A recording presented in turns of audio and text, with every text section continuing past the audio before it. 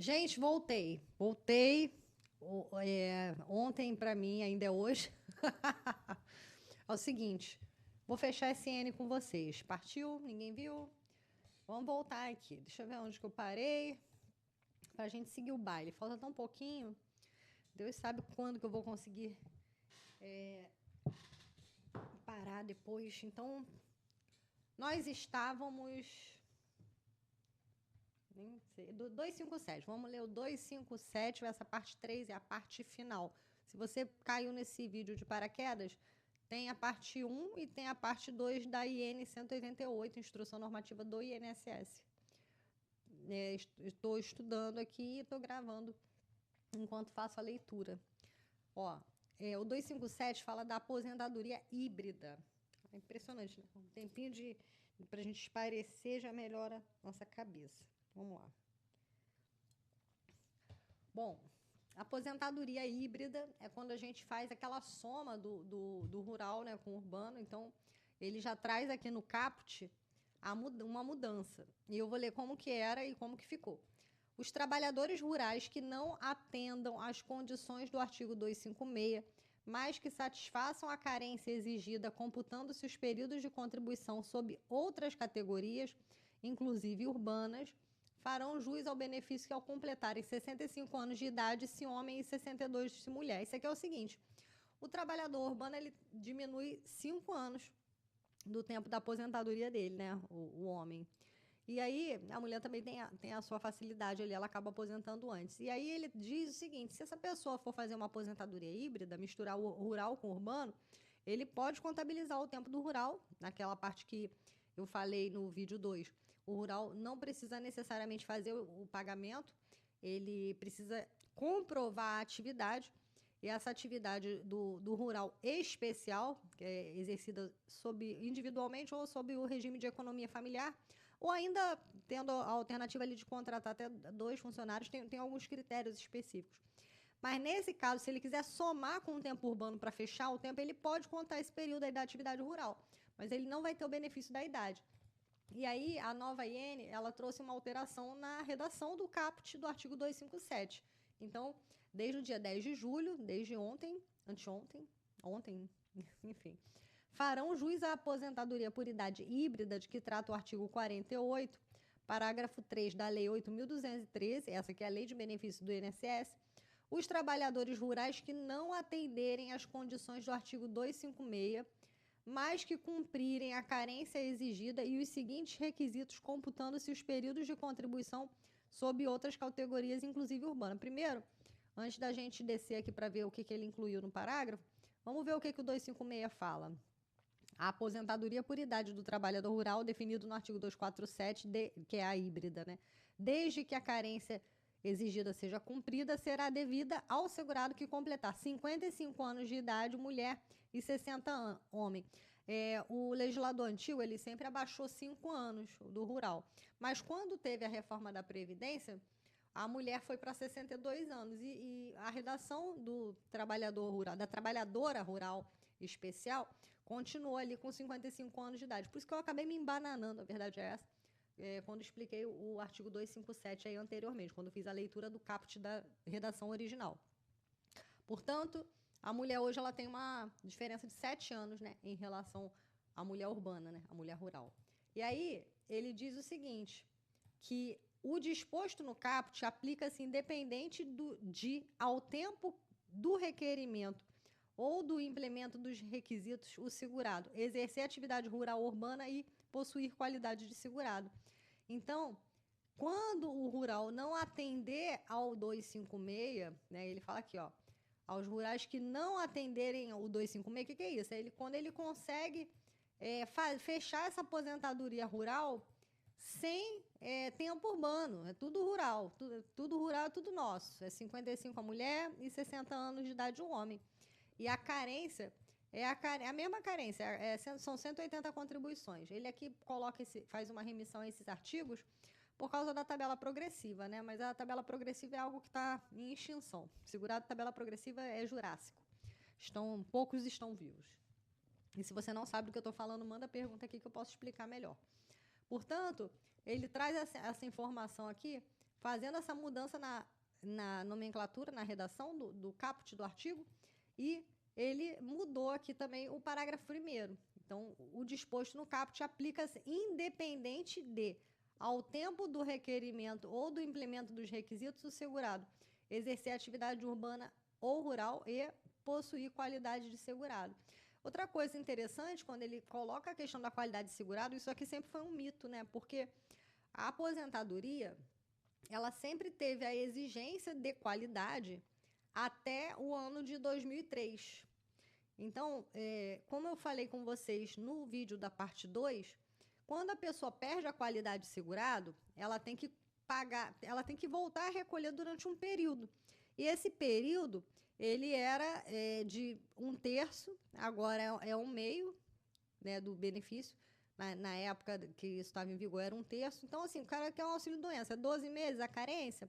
Para a carência lá de trás voltar, se você perder a qualidade, você vai ter que agora ter mais 6 meses, né? Tem que começar a pagar bonitinho e esperar ali pelo menos fazer 6 meses, que é a metade da carência exigida, e voltar a recolher. Agora você imagina, vamos lá para 2002, que a aposentadoria sempre teve 180 meses de contribuição como necessidade para carência. Aí tu imagina que esse homem, essa pessoa, alcançou a idade, 60, não vou nem falar do rural, que é o urbano, 65 anos de idade, ok. Esse cara, ele alcançou a idade, mas ele não está trabalhando, ele perdeu a qualidade de segurado. Só que ele trabalhou mais de 15 anos até, trabalhou 20 anos. Só que ele está 5 anos desempregado, perdeu a qualidade de segurado. Sabe o que acontecia?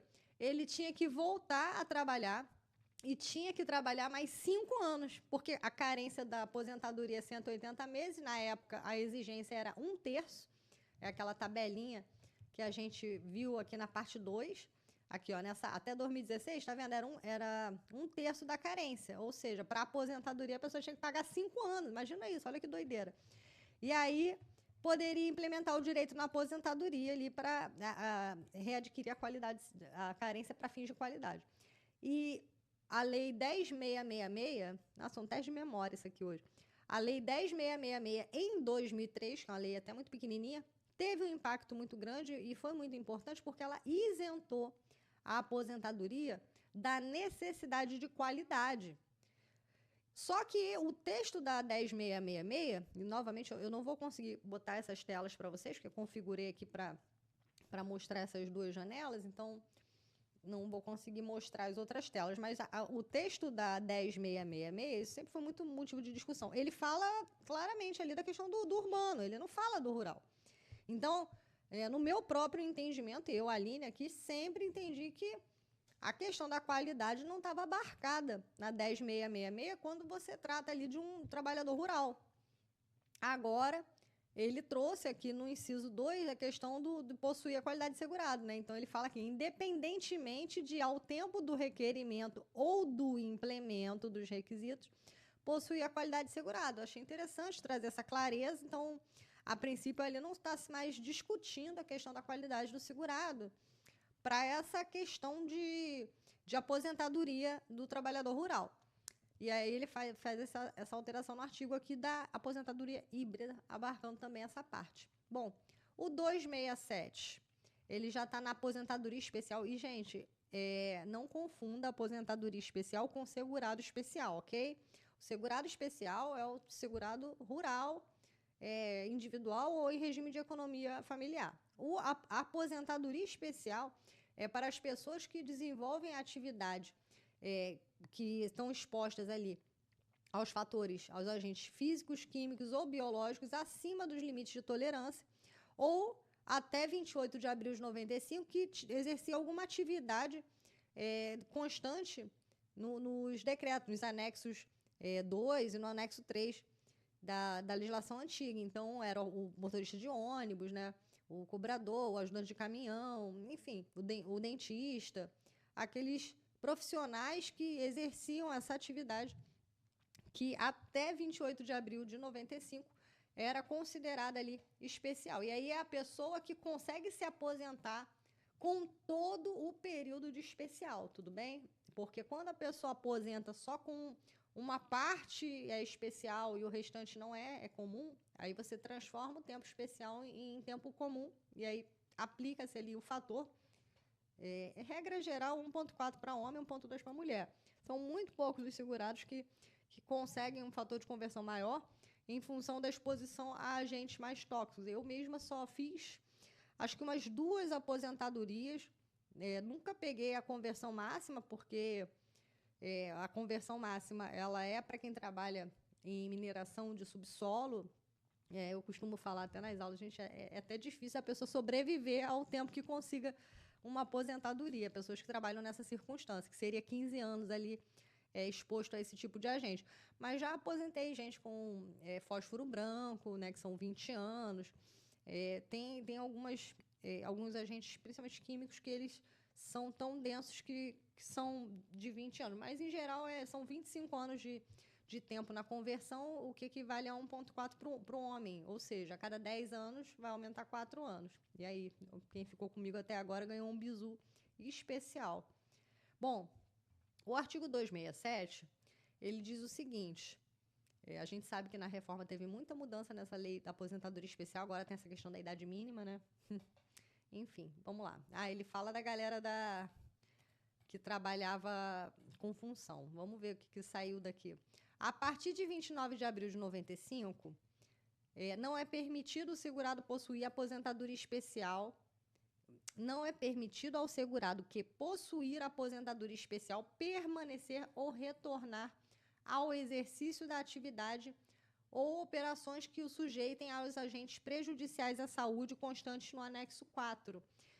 Tanto que quando a pessoa aposenta na aposentadoria especial, gente, ela não tem o fator, né? Então, financeiramente, ela é mais atrativa, mas a pessoa fica compelida a largar aquela atividade onde existe o agente prejudicial, que a ideia da aposentadoria especial é justamente ela se aposenta mais cedo porque ela tem um risco maior à saúde. Então, já que aposentada está, não pode continuar trabalhando sob a atividade especial. Ela pode voltar a trabalhar? Pode, num trabalho comum. E esse artigo aqui especificamente fala sobre isso, que isso começou em 29 de abril de 95. Essa lei aqui foi a mesma lei que tirou a questão da pessoa poder usar, ter a atividade especial, né?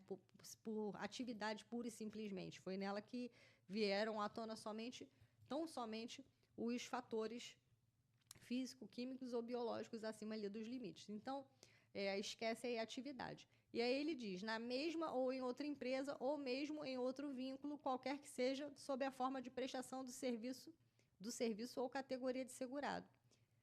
E aí, ele trouxe uma alteração dizendo o seguinte: a suspensão do benefício de que trata o caput ocorrerá. Deixa eu me situar aqui. Puxa, eu voltei, achei que tá bem para dar aula para vocês, mas tô achando que a matéria está cada vez mais densa. Aposentadoria especial não é brincadeira, né? Bom, a partir de 29 de abril de 95, não é permitido ao segurado que possuía aposentadoria especial permanecer ou retornar ao exercício de atividade ou operações que sujeitem aos agentes prejudiciais à saúde constantes no anexo 5 na mesma ou em outra empresa, no mesmo ou em outro vínculo, qualquer que seja a forma de prestação de serviço ou categoria do segurado. Então, ele está dizendo para você que aposentou especial não pode mais trabalhar sob condição especial, como eu havia acabado de falar.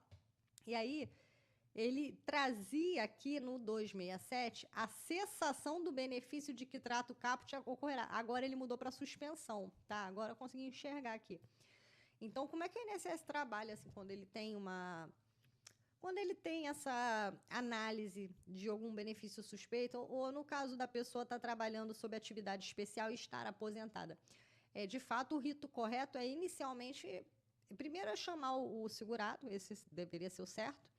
Chama o segurado, abre prazo de defesa. Ok, passou o prazo de defesa, vai suspender o benefício. E a cessação, ela ocorre posteriormente. Então, aqui eles alteram a palavra cessação, que já estava de pronto, e bota suspensão. O problema, gente, é que no Brasil, assim, as coisas são muito morosas. Então, a gente, às vezes, pega um segurado que tem direito a uma aposentadoria especial e tem que entrar na justiça. E aí o processo fica lá 8 anos, né? Demora para dedéu. Daí, essa pessoa, quando sai o benefício dela, ela continuou trabalhando na atividade. Aí o INSS falava, não, mas aí você não podia estar trabalhando, mas queria o quê? Que o cara ficasse 8 anos vivendo de luz, até que a justiça finalmente conseguisse conceder o benefício, ou a junta, que fosse, né? Enfim. Então, existe essa discussão aí, a gente já tem entendimento que, né, durante o período da análise, recebeu de boa-fé e tudo mais, mas o INSS é terrível. Nossa, tinha muito benefício que eles estavam cessando, né, com base nesse artigo aqui, por conta dessa situação. E aí, eles trazem aqui no parágrafo 2º a mesma alteração, tirou a palavra cessação e botou suspensão, e fala o seguinte: a cessação do benefício, a suspensão do benefício observará os procedimentos que garantam ao segurado direito ao contraditório e à ampla defesa. Na lei fica bonitinho, né? Mas na prática... 273. Vamos para o 273, para a gente fechar. Estamos acabando quase, ó. Os formulários indicados no artigo 272 serão aceitos quando emitidos. Ele está falando provavelmente do PPP. Deixa eu ver aqui. PPP, DSS. São considerados formulários de reconhecimento de período laborado em atividade especial legalmente previstos? Sim, aqui ele explica os formulários. Antes de 31 de dezembro de 2003, não existe o PPP. Ele nasceu em 1/1/2004. Então, PPP emitido antes disso é um PPP que não existe. É errado. Já vi um monte de gente juntar PPP no processo com essa data lá de trás, porque o cara trabalhou lá atrás, e aí o cara me apresenta o PPP. Como que eu vou apresentar um PPP que nasceu antes dele efetivamente ser visto? Então, antes do PPP... era o DIRBEM 8030, tem uma tabela com esse... Eu até tenho essa tabela. Depois, se alguém se interessar, me manda mensagem. Era o DIRBEM 8030, aí antes era o DSS, tem os prazos lá. E o SB40, que a galera chama até hoje, né? Os trabalhadores chamam até hoje o SB40. Se eu não me engano, era de 94 a 95. Foi até um formulário que foi um período muito curto, mas ele ficou famoso, né? Ele é famoso até hoje. Igual o INPS. Até hoje já tem tanta gente que quer ir no INPS... E olha que o INPS não existe desde 91, né? Olha quanto tempo. Bom, ele traz essa alteração aqui no parágrafo único, onde dizia o seguinte: quando houver prestação de serviço mediante cessão ou empreitada de mão de obra de cooperativa de trabalho ou empresa contratada, os formulários mencionados no 272, emitidos por elas, terão como base os laudos técnicos e condições ambientais de trabalho emitidos pela empresa contratante, quando o serviço for prestado em estabelecimento do contratante. Deixa eu ver o que mudou. Parágrafo único. A cooperativa de trabalho e a empresa contratada para prestar serviço mediante cessão ou empreitada de mão de obra emitirão os formulários mencionados no 272. Com base nos laudos técnicos de condições ambientais de trabalho emitidos pela empresa contratante, quando o serviço for prestado em estabelecimento da contratante. O que ele está dizendo? Exemplo, vamos supor que a pessoa trabalha na Coca-Cola, dentro da linha de produção. E aí ele trabalha lá dentro, mas ele é da empresa X. XKV, embalo para você. Enfim. Aí essa pessoa... ela vai precisar que o embasamento do estudo técnico para o preenchimento do PPP seja, de fato, emitido pela contratante, porque é ela quem detém todos os levantamentos, o LTCAT, né, até o CIPA, né, dependendo, é ela que detém essa informação para que haja um preenchimento adequado. Então, deixa eu pensar aqui, qual foi a principal alteração? Sim, eles mudaram também a forma de oração, né? A cooperativa de trabalho e a empresa contratada para prestar serviço, mediante cessão ou empreitada de mão de obra, emitirão os formulários mencionados lá com base nos laudos técnicos. Então, a empresa contratante daquela criatura, daquela pessoa, ela vai preencher o formulário dela. Mas, para preencher esse formulário, ela vai se embasar nos laudos ambientais, aqui nas condições ambientais emitidos pela empresa contratante, que é o dono do lugar, sabe como é que funciona, quando o serviço for prestado em estabelecimento da contratante. Acho que foi para trazer uma clareza maior em relação a essa questão, porque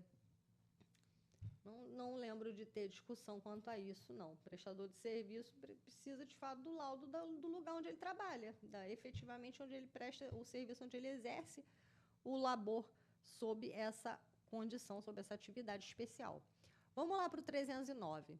O 309, ele fala sobre dos ajustes dos graus de deficiência da conversão. Que interessante. Vamos lá, vou ler o caput aqui da redação original que ainda está em vigor. Para o segurado que, após a filiação ao INSS, tornar-se pessoa com deficiência ou tiver grau alterado, e aí lembra que a aposentadoria do deficiente é diferente, foi uma grande conquista até a LC 142, Lei Complementar 142, que trabalha nisso, e inclusive não teve alteração na reforma, né? Foi uma das poucas aposentadorias que não mudou na reforma. Então, quando esse segurado, após se filiar ao RGPS, ao Regime Geral de Previdência Social, ou seja, ao INSS, ele se tornar uma pessoa deficiente, ele entrou no INSS normal e ficou deficiente depois.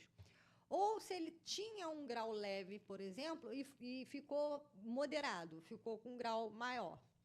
Os parâmetros mencionados no 305 serão proporcionalmente ajustados e os respectivos períodos serão somados após conversão, conforme a tabela de conversão constante no anexo 18, considerando o grau de deficiência preponderante observado no disposto do parágrafo 1º.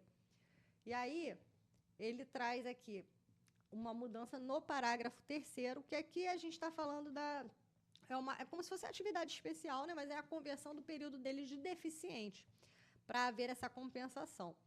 Tanto que o 305, gente, está aqui, ele fala sobre isso, que a perícia médica e a avaliação social, né, o serviço social do INSS, que vão fazer essa validação ali da deficiência efetivamente e, inclusive, da própria intensidade, do grau dessa deficiência. Isso é levado em conta quando a pessoa vai fazer o pedido da sua aposentadoria.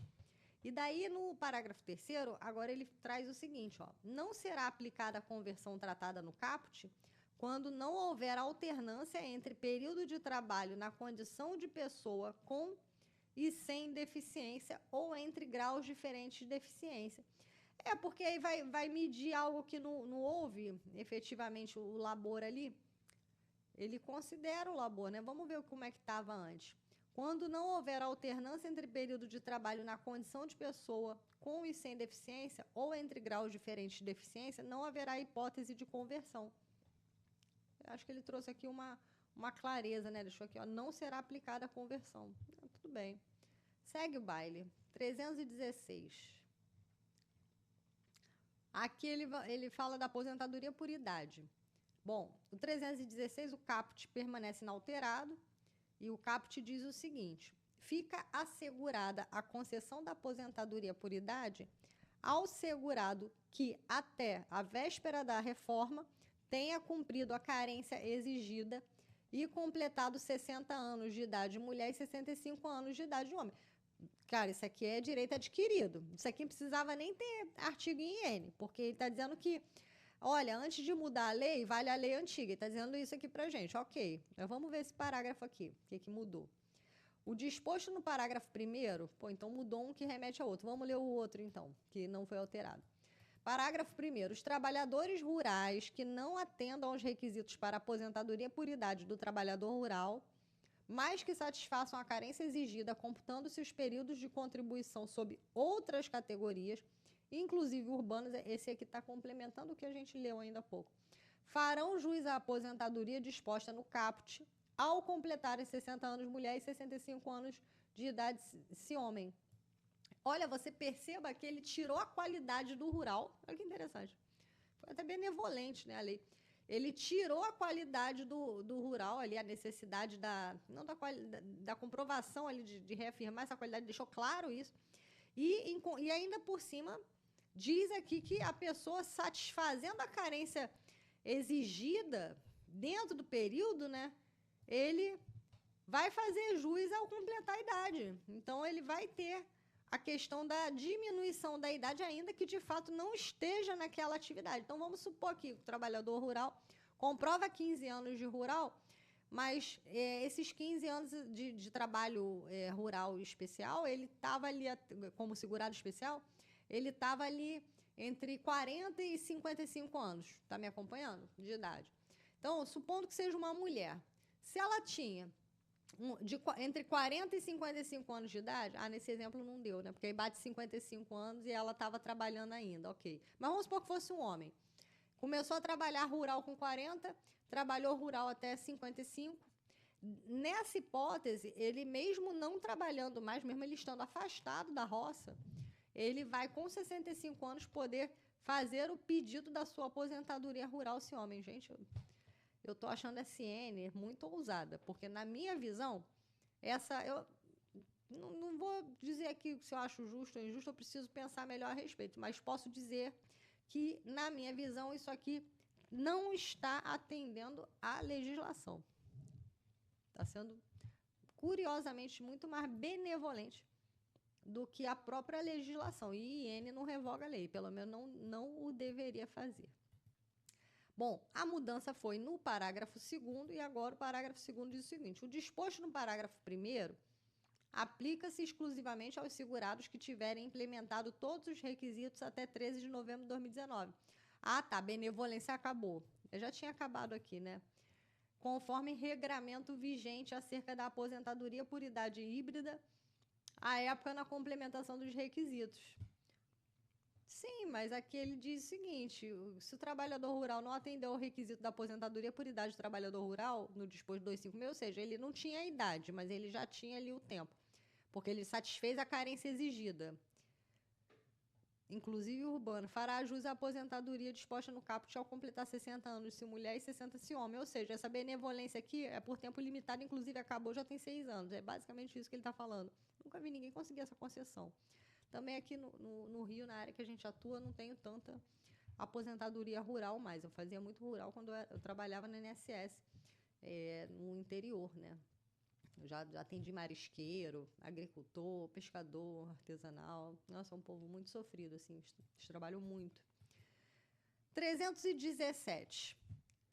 Vou ler o caput. Ao segurado filiado ao RGPS até a véspera da reforma, será devida a aposentadoria por idade cumprida a carência exigida quando preencher cumulativamente os seguintes requisitos.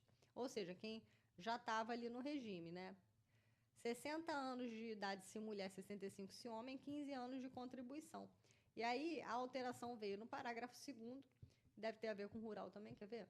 O disposto nesse artigo aplica-se aos seguintes trabalhadores que não atendam aos requisitos para aposentadoria por idade do trabalhador rural, mas que preencham computando-se os períodos de contribuição sob outras categorias, inclusive urbanas, observado o disposto no artigo 257. Confesso para vocês que ele está batendo tanto nessa questão da aposentadoria híbrida e da questão, né, do segurado facultativo rural, pagar lá em cima, que eu vou dar uma olhada melhor nessa questão, porque aqui ele está falando claramente de você fazer uma soma de um período rural com um período urbano e aguardar a idade, mas já está dizendo que hoje a idade não vale mais porque era só até a véspera da reforma, então basicamente a pessoa tinha que implementar ali a questão na véspera da reforma. Mas no que a gente leu ainda há pouco, no 316, ele fala da pessoa assegurado que até a data da tenha cumprido a carência. Se a pessoa cumpriu a carência até a reforma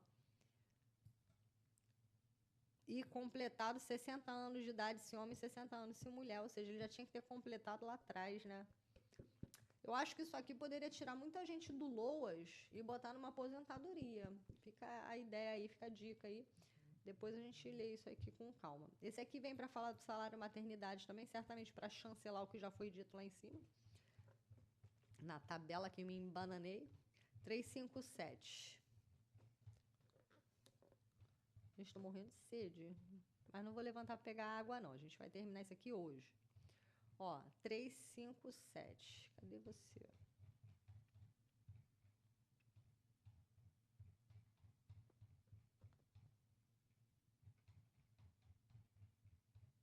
Achou. O salário maternidade, vou ler um antigo, tá? O salário maternidade é o benefício devido assegurada do regime geral, inclusive em prazo de manutenção de qualidade, na forma do artigo 84, que cumprirem a carência quando exigida por motivo de parto, aborto não criminoso, adoção ou guarda judicial para fins de adoção. O salário, aí agora mudou para falar essa questão da carência, né? Então, o salário maternidade é o benefício devido aos segurados da RGPS, inclusive aqueles em prazo de manutenção de qualidade, na forma do 184, por motivo de parto, aborto não criminoso, ou seja, ele tirou aqui a questão da carência, ó, que cumprirem a carência. Ele tirou esse aposto, né, explicativo e deixou só o restante da redação, naturalmente para complementar o que foi dito outrora pela ADI, né, pela inclusão da ADI na IN. Mas tudo bem, não vou ficar batendo nessa tecla mais não. 363. Salário família será devido a partir do mês em que for apresentada ao INSS a documentação abaixo. Isso aqui são só nos casos de auxílio-doença, né? Principalmente. Parágrafo 1º. A pessoa tem que apresentar certidão da criança, carteira profissional, a carteira de vacinação, né? A questão escolar também. Aqui a frequência à escola. Aí, aqui no parágrafo 1º, tendo havido divórcio, separação judicial ou separação de fato dos pais, ou em caso de abandono legalmente caracterizado ou perda do poder familiar, o salário família passará a ser pago diretamente àquele cujo cargo ficar o sustento do menor, ou a outra pessoa que houver determinação judicial nesse sentido. Gente, o salário família ele é um benefício muito pequenininho de valor. Isso aqui, óbvio, o salário família tem que ser para quem fica com a criança. Ou seja, vamos supor que o pai trabalha de carteira assinada, faz jus ali ao salário que comporte o salário família, tem os outros requisitos, mas... E aí ficou doente, porque aí a gente traz a responsabilidade para o INSS, né? Está recebendo o auxílio-doença. E aí ele simplesmente rompeu o vínculo afetivo com a mãe da criança e a criança ficou com a mãe. Aqui ele está dizendo que tem que pagar diretamente a mãe. Só que, para pensar comigo, gente, operacionalizar isso é caríssimo para o INSS. Por quê? Porque se o cara é o segurado da Previdência e a Previdência está pagando o auxílio-doença dele, ela já bota na mesma conta o salário família lá, ok, esse cara, né, vai ter aí essa incumbência de fazer esse repasse. Mas dizer que, nesse caso, passará a ser pago diretamente àquele cujo cargo ficar a sustento, eu vou ter que pegar essa mãe, que às vezes não tem nem inscrição no INSS, fazer a inscrição, né, acertar o NIT, colocar o menor pensado, gerar um outro benefício, ou seja, agora o INSS vai ter que fazer uma espécie de benefício para salário família, para poder operacionalizar isso. Vamos ver onde que eles vão enfiar o benefício de salário família, porque até hoje, até onde eu sei, o benefício do salário família, ele é pago dentro do benefício previdenciário. E, claro, quando a pessoa não recebe um benefício previdenciário, essa pessoa vai receber não no benefício, mas do patrão diretamente, né, no contra-cheque e tudo mais. Eu confesso para vocês que já devia estar assim, porque isso tem umas coisas, as partes ocultas da IN, né? Elas estão lá e a gente acaba não vendo, não tomando ciência. Acho que é humanamente impossível, né, ter acesso a todo esse acervo. Quer ver? Vamos ler o antigo aqui.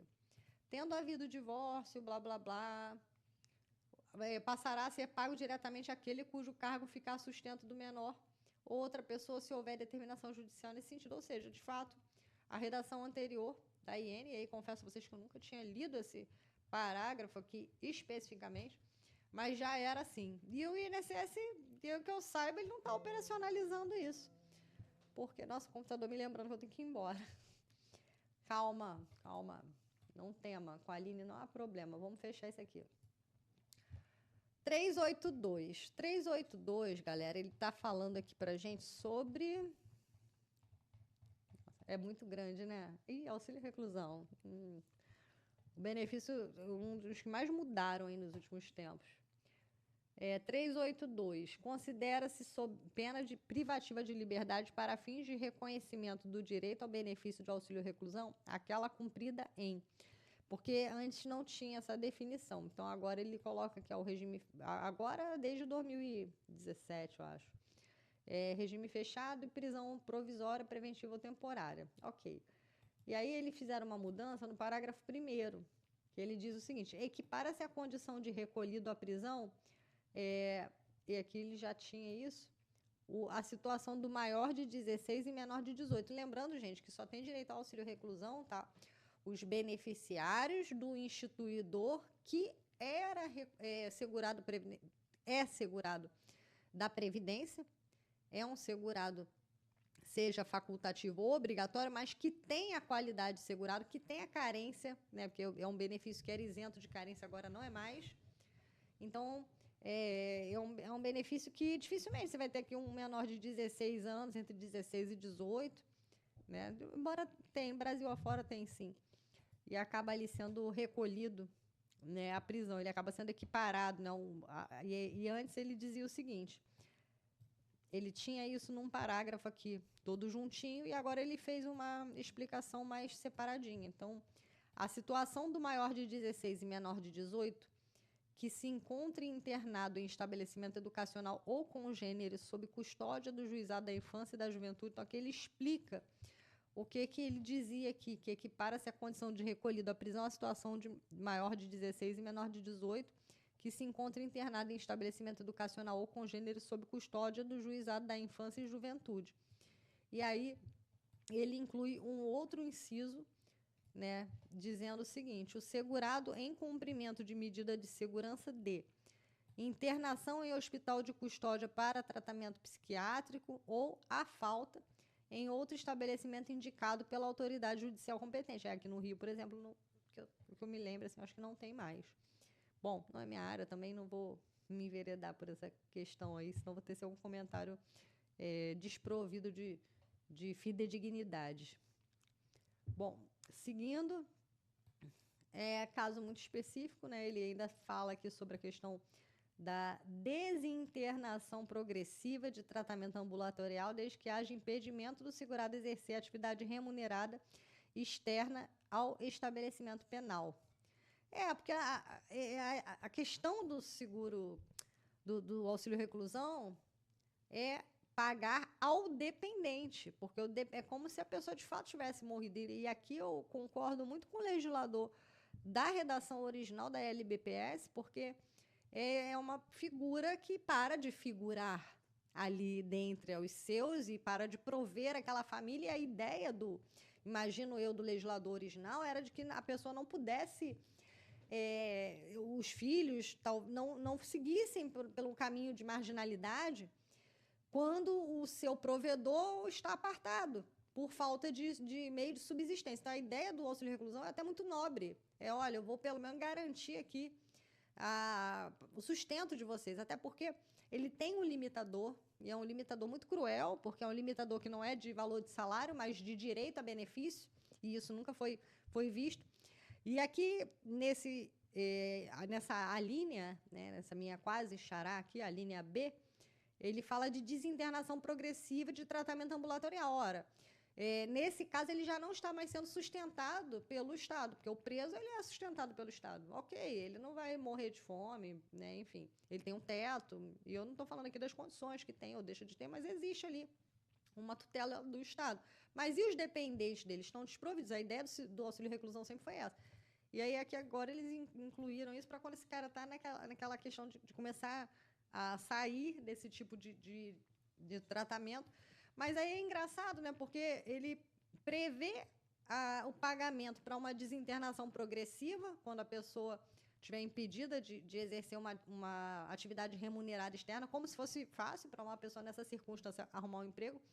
No entanto, ele não aceita que seja pago o auxílio reclusão nos demais regimes, né? E não fez alteração nos demais regimes, nem poderia fazer. Isso aqui é uma instrução normativa, às vezes eu esqueço disso, dada a mudança aqui de alguns entendimentos em relação ao que traz a lei.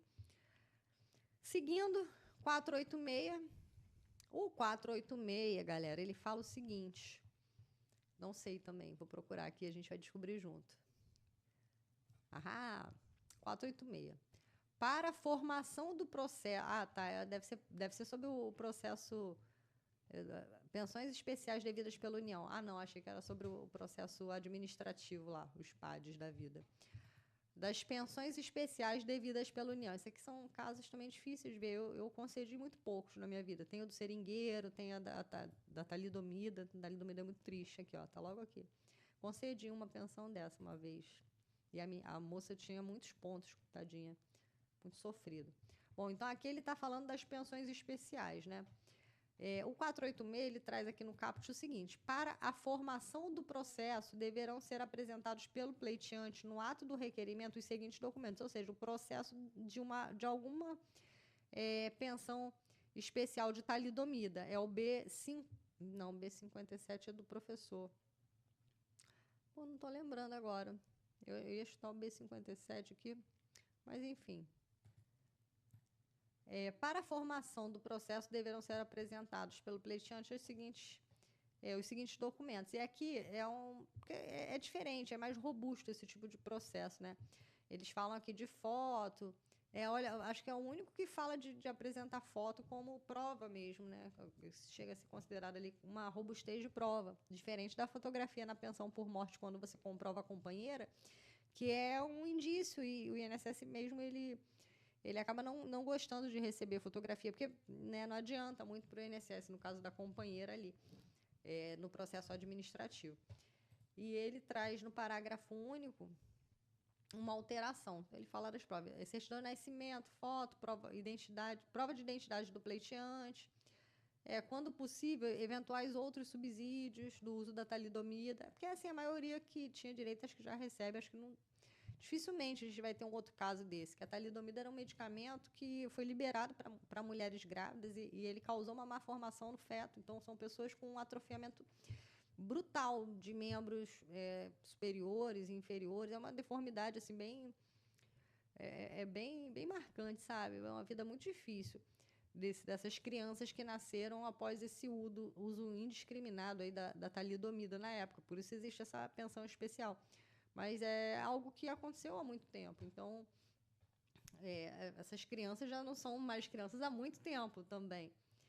E aí, no parágrafo único, ele trazia essa informação de que o processo original, com todas as peças, após a formação, será encaminhado para a realização do exame pericial pela SPMF, né? Que agora a perícia médica lá agora mudou o nome, então deve ter sido isso. Ó. Acho que foi isso mesmo. O processo original, com todas as peças, após a formalização, será encaminhado à Perícia Médica Federal para a realização do exame médico pericial, ou seja, uma questão de nomenclatura aqui,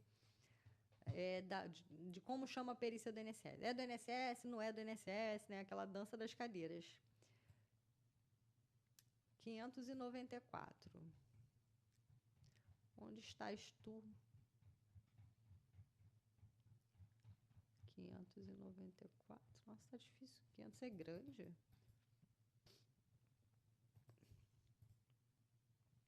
Ainda na pensão especial? Sim, estamos lá. Ele diz aqui que os beneficiários da pensão especial mensal podem ser o cônjuge, o companheiro, companheira, o filho não emancipado de qualquer condição menor de 21 anos, ou inválido, que tenha deficiência intelectual ou mental ou deficiência grave. Nossa, onde será que eu já vi isso? Tá lembrado, gente? Mesmo artigo da pensão normal.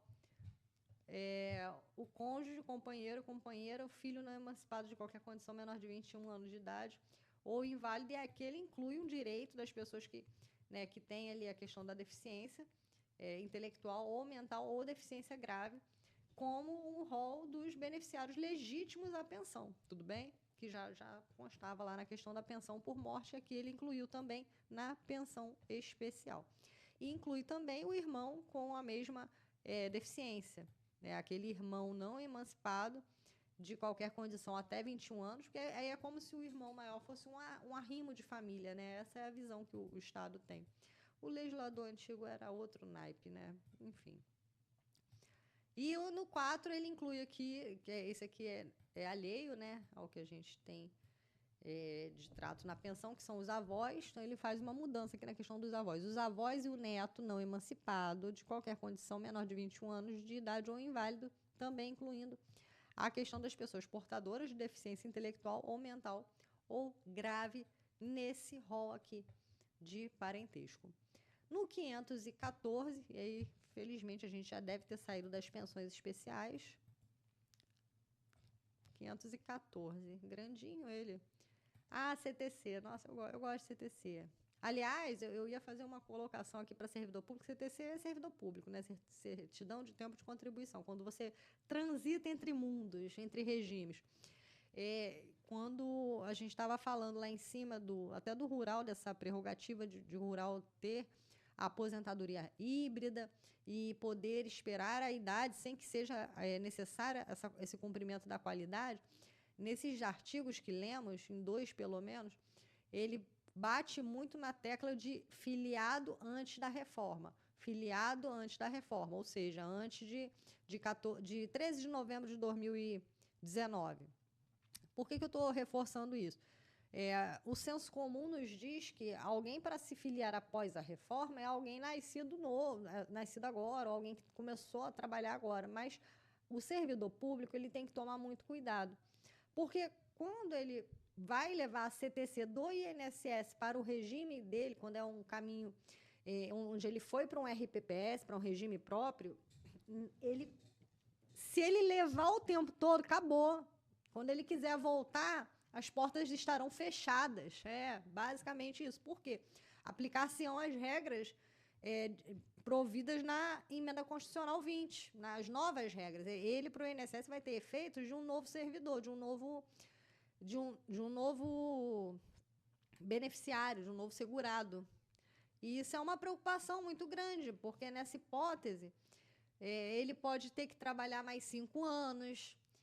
Tem algumas regras aí que ele vai acabar sendo prejudicado. Então, assim, o servidor público, ele às vezes pensa, eu vou pedir minha CTC sozinho, eu vou fazer sozinho. Nossa, tem uns prejuízos, gente, assim, que não dá nem para mensurar financeiramente, porque, 5 anos a mais trabalhando, sabe? Eu estou dando só um exemplo simples, porque eu não vou me aprofundar nisso, não. Isso aqui é um parêntese. Para caso você conheça alguém nessa situação, faça a advertência a ele, é realmente preocupante. Bom, 514. É permitida a emissão de CTC para fins de contagem recíproca. E aí, eu não entendi por que eu acho que deve ter vindo com algum erro isso aqui. Errar humano, né? É muito maçante trabalhar em fazer CTC. Ele aqui traz um pedacinho perdido, tá vendo comigo? 514. Até então o caput não mudou, ok. Ele mudou o inciso primeiro. Ok, mas tem um pedaço aqui. Pelo RGPS é permitida a emissão de CTC para os períodos de contribuição. Então, acho que ele mudou o caput. Eles vão ter que refazer um IN aqui para resolver o 514.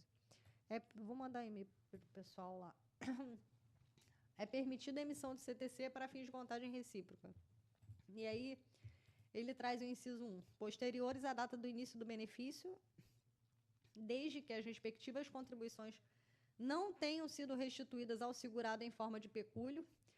Cara, que para o INSS, assim, é complicado, porque o pecúlio no INSS que ele está falando é uma restituição não é o pecúlio que talvez você esteja pensando, da pessoa que perdeu um membro, tem uma sequela. Isso aí é um nome comum, um nome, não é o nome adequado, tecnicamente.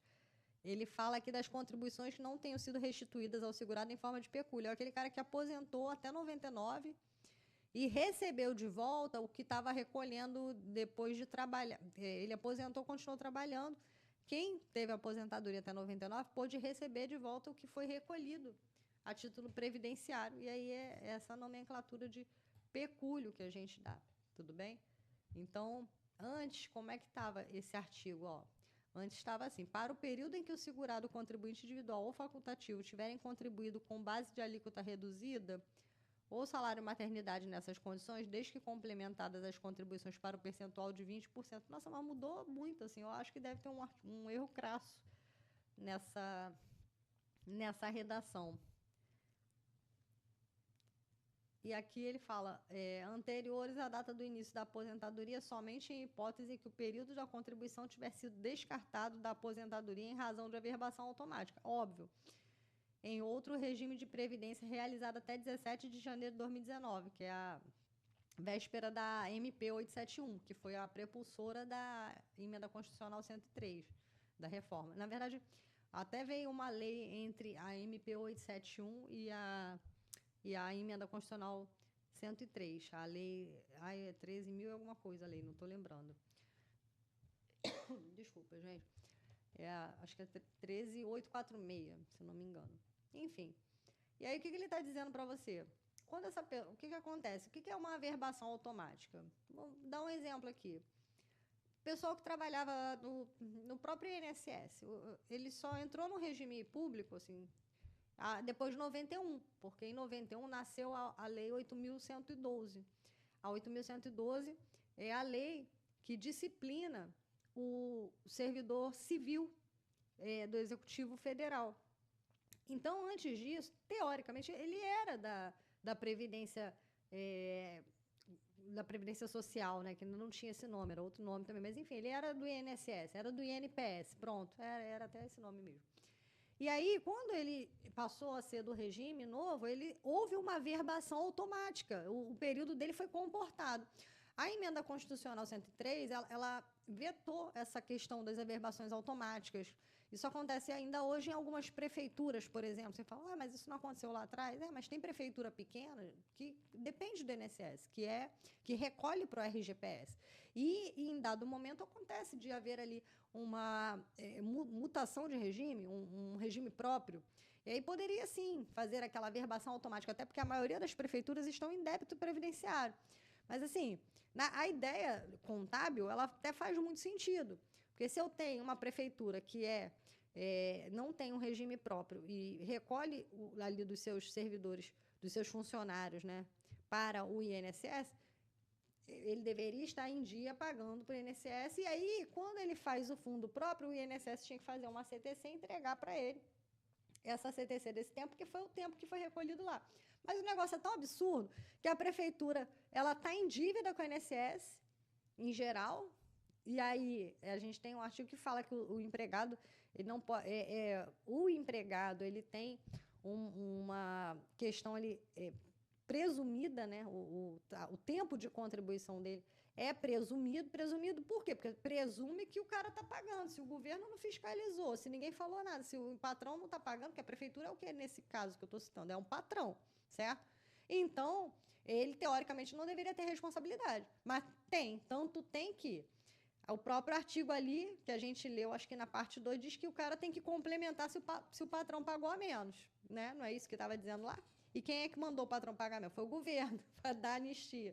Está tudo errado nesse país. Mas, enfim, fechando esse raciocínio aqui, se eu tenho essa prefeitura que está em dívida com o INSS, exemplo, e aí ele faz um regime novo, o que o governo está dizendo? Ele vai ter que fazer o pedido lá para o INSS emitir a CTC, o que é muito absurdo, porque, teoricamente, o INSS deveria fazer a CTC ainda que houvesse a dívida, porque a dívida é com a Receita, o ente pagador é da Receita e o segurado não pode ser prejudicado. No entanto, ele assegura que, em havendo ali essa averbação automática, até a véspera da MP 871, não vai ser permitida a emissão da CTC. Então, assim, primeiramente, esse artigo é um artigo que eu recomendo muita cautela, porque eu entendo que ele está um pouco, assim, destrinchado, ele está um pouco... Eu acredito que ele está um pouco atropelado em relação a algum outro, mas é algo que, assim, a CTC a gente tem que mexer com muito cuidado. Lá no escritório, nossa, quando a gente faz todos os processos, né, a gente tem uma metodologia, assim, de individualizar os processos. Isso é muito importante, porque cada segurado tem uma história, cada um, né, se desdobra num determinado tempo, período, onde era uma exigência legal adequada.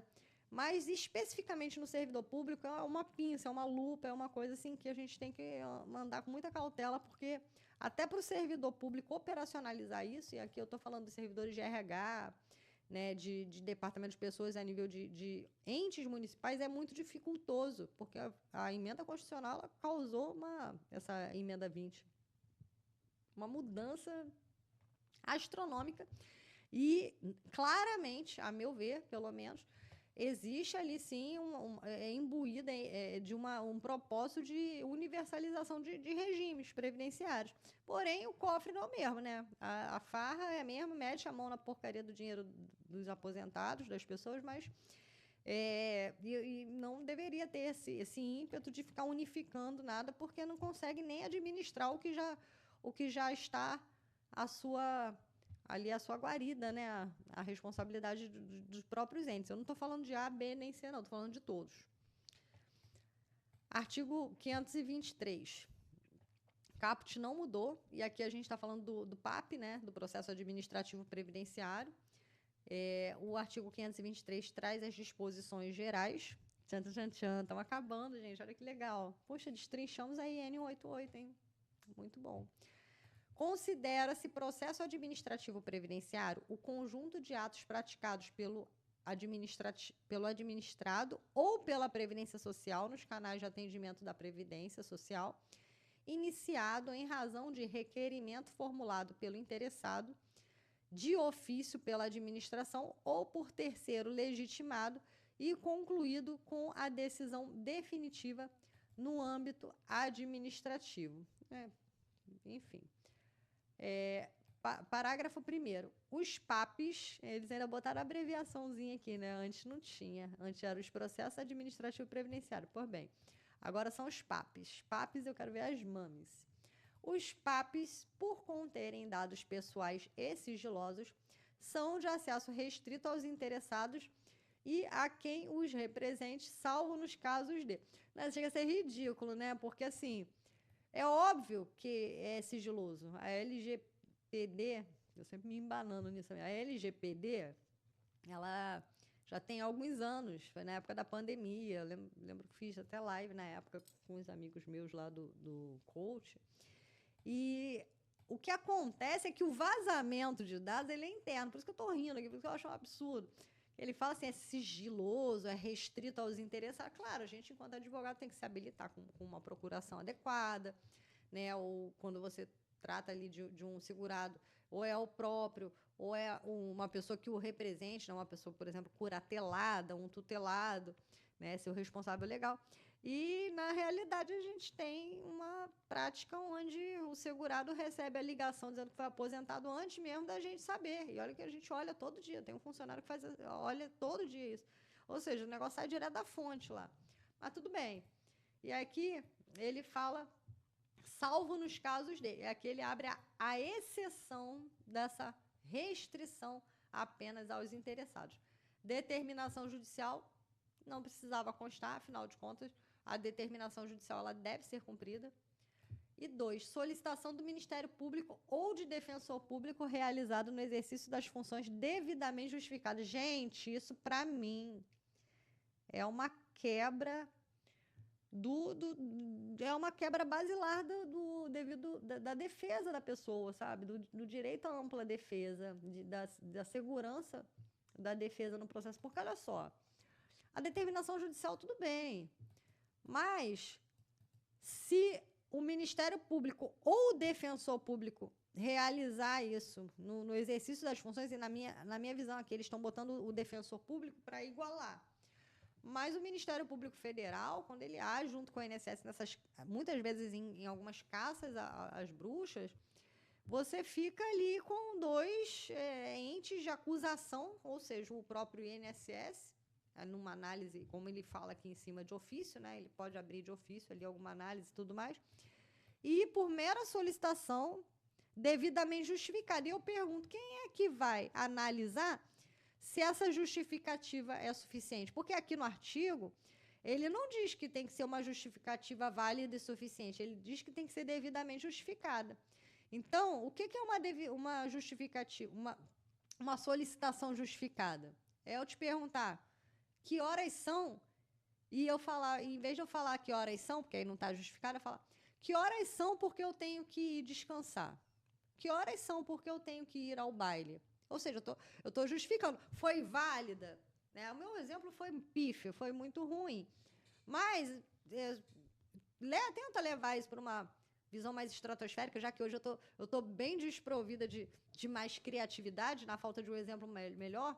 Mas o que eu quero chamar a atenção aqui, porque, para mim, assim, é algo muito, muito, muito, muito frágil, né? Nossa, eu consegui buscar no acervo do eufemismo alguma coisa que coubesse, pelo menos. Mas é isso. Seguimos. 527. Qual que é? 527, ó, dos representantes. Vamos ver lá os representantes. Será que eu vou me sentir representada? A gente, enquanto advogado, galera, vamos lá.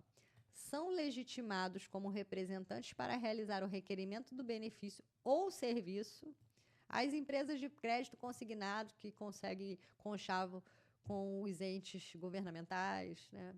Tô brincando, gente. Deixa eu voltar aqui para minha normalidade, para não prejudicar no finalzinho. Parágrafo 12. O detentor da guarda, o curador e o tutor devidamente designado por ordem judicial poderão outorgar mandato a terceiro, observadas as regras gerais de outorga da procuração, salvo previsão expressa em contrário no termo judicial. E aí a mudança foi a seguinte: para fins de requerimento de benefício ou serviços, os representantes tratados no inciso 1, alíneas A e B do caput, cadê?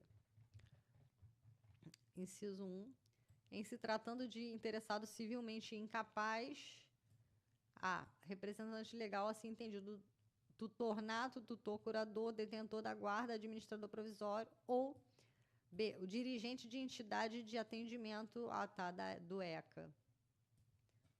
Então, sendo alguém das alíneas A e B do caput, poderão outorgar mandato a terceiro na forma pública ou particular, observado o disposto no parágrafo 13. Então, quer dizer que o dirigente do ECA pode passar uma procuração para mim. Eu, Aline, advogado. Ok, entendi. Entendi. Parágrafo 12, né? Isso não estava no parágrafo 12. A gente está com ele aqui. Vamos seguir, gente. Estamos terminando. Vou guardar demais considerações para um próximo encontro. O detentor da guarda, o curador e o tutor, devidamente designados por ordem judicial, não poderão outorgar mandato a terceiro, caso haja previsão expressa no termo judicial que impeça a referida outorga. Ok. Na verdade, eles separaram. Aqui já tinha isso, né? No 12 já tinha isso. Aí eles mudaram o 12 e pegaram emprestado essa parte para botar no 13. Vamos ver como era o 13. Para os casos tratados no parágrafo 13... era uma remissão errada, tá vendo? Para os casos tratados no parágrafo 13, ou seja, o 13 já está aqui. O instrumento de mandato deverá ser apresentado na forma pública, com exceção do tutornato, que poderá outorgar mandato por intermédio de instrumento público ou particular.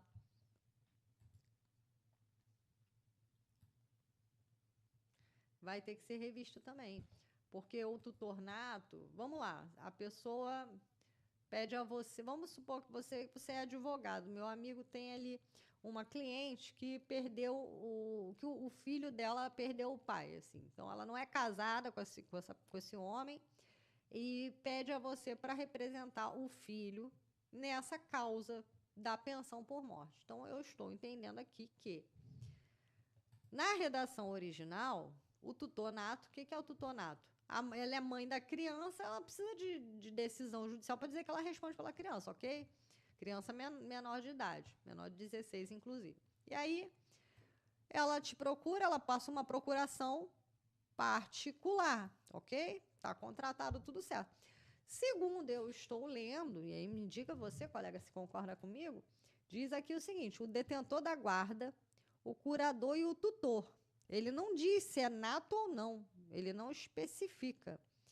Devidamente designados por ordem judicial, não poderão outorgar mandato a terceiro, caso haja previsão expressa no termo judicial que impeça a referida outorga.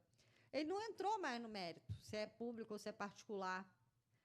E é óbvio que, nesse caso aqui especificamente, a gente está falando de uma questão de uma outorga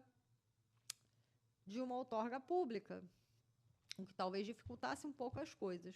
Mas, no fim das contas, certamente ninguém no INSS vai conseguir ter tempo para ler isso tudo e assimilar.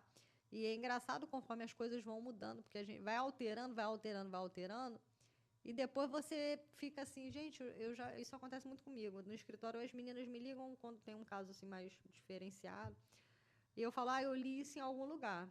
É assim, assado. Aí a gente vai o quê? Mergulhar nos nossos guardados de informações para resgatar a fonte, né, de base legal sobre o que em algum lugar da cabeça ficou guardado. E, por fim, acabamos aqui.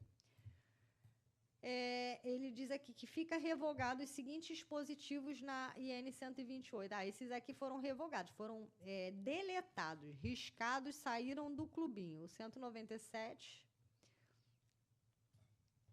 Ou seja, o 197 não existe mais. O do salário maternidade, ok, que falava das 10 contribuições. O 242, vamos lá no 242.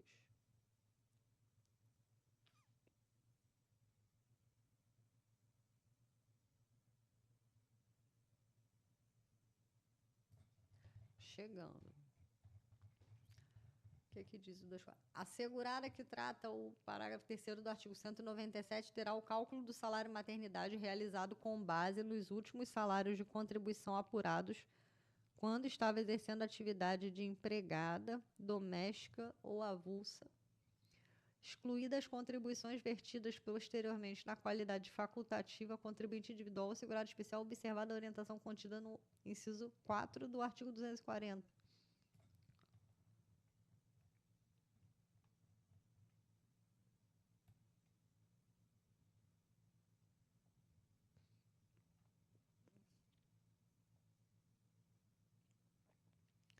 Período não superior a 15 meses anteriores ao fato gerador. Então, esse aqui é a RMI, tá vendo? Do B80. A segurada, a facultativa ou a CI, ela vai ter a soma dos 12 últimos salários de contribuição apurados em período não superior a 15 meses. Amigos, correspondente a 1/12, 12 últimos salários, se eu só tenho um último salário, né? Fica aí a questão. Parágrafo 3º do 317. Vamos para o 317. Deixa eu sair do salário maternidade. 317.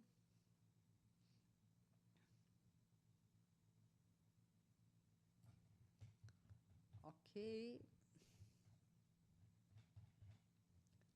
Ao segurado filiado, antes da reforma, será devida a aposentadoria por idade cumprida a carência exigida quando preencher cumulativamente. Ele teve até alteração lá em cima, né? Parágrafo 3º. O disposto no parágrafo 2º aplica-se exclusivamente aos segurados que, na data da implementação dos requisitos, comprovem condição de trabalhador rural. Sim, porque agora ele não precisa mais ter a idade enquanto está trabalhando, né? Ele pode completar a idade depois, não é isso? O segurado não se enquadra como trabalhador rural conforme dispõe o artigo 57 do RPS. RPS é o decreto 3.048, tá, pessoal? Bom, temos muito ainda que estudar. Obrigada por ter ficado comigo até agora. Essa pincelada foi uma pincelada, né, de estudo, vamos combinar. Eu ainda preciso ruminar um pouco em muitos artigos desses, mas obrigada por você ficar aqui comigo até agora. Estou me sentindo... Eu estou sempre acompanhada, né? Eu e Deus, e agora você aí comigo. Manda sua mensagem para mim, por favor, se você ficou até o final desse vídeo. Fala aí o que você achou. E é uma forma um pouco improvisada, mas espero que tenha trazido alguma luz na sua caminhada previdenciária. Me siga no Instagram, me siga nas redes sociais e muito sucesso aí na nossa jornada. Bom fim de semana, fiquem com Deus e não esquece de dar o joinha. Tchau, tchau. Fui.